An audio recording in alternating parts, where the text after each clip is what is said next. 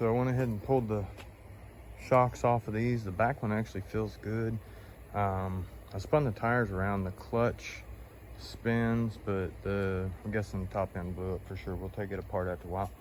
But I'm gonna go see if, man, I'm hoping we can just fill those with nitrogen.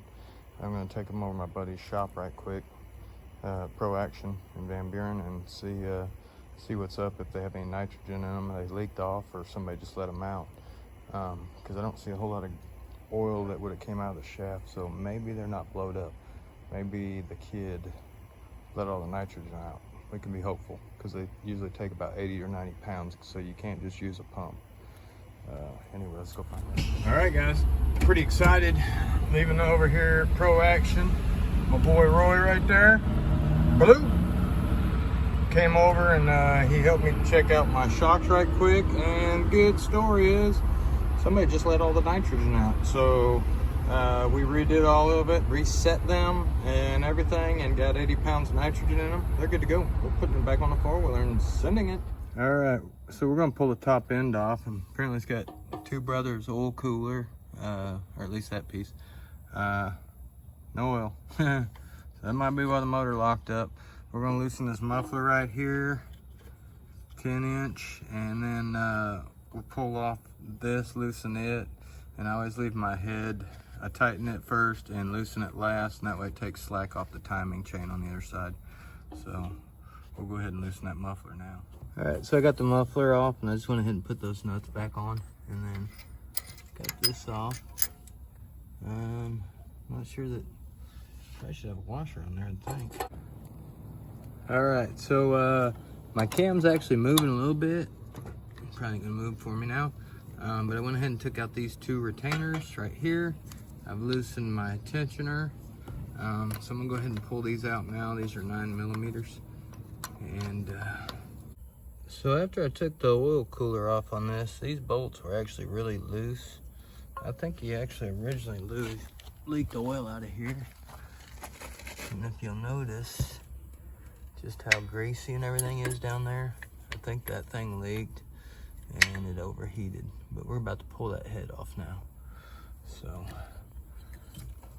probably gonna have to hit it with a mallet. Let's see if I can pop it loose. Yeah, there we go. I don't know that it's gonna clear the frame though. There's my other washer too. Yeah, LOL. We don't have the clearance we need to get this off. So, we're gonna pull the motor. It's gotta be done. It's got bolts underneath here, and then one here, and one there. So, let's get those off right quick. That's the last one. Had to use a bar to get them all off. There they are. Got that part done. Let's get the motor mounts off. All right, so we just pulled the brake spring off.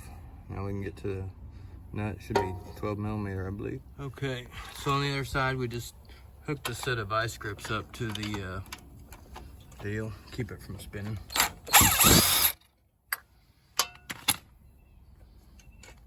And we'll do that for the other one. All right, I don't know how easy this is gonna come out, but there's the last motor mount. Technically, the motor is free right now. I'm gonna try and swing it out this way. I don't know if y'all get to watch this or not. This is usually where you smash your fingers really good. You know what I'm saying? Gotta hold your tongue just right and all that good stuff. It's easier to bring out this way.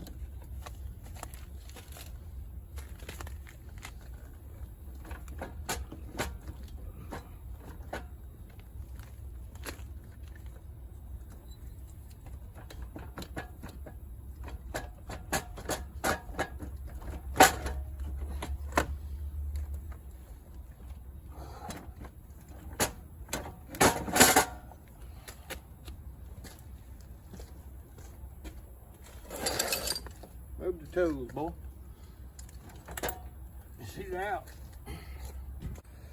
Okay, guys, she's a little bit Krispy Kreme crittered.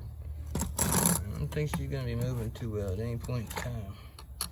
I mean, the crank itself is good, but you know that the piston and all that is gonna be shot, so that's not even gonna come out of there.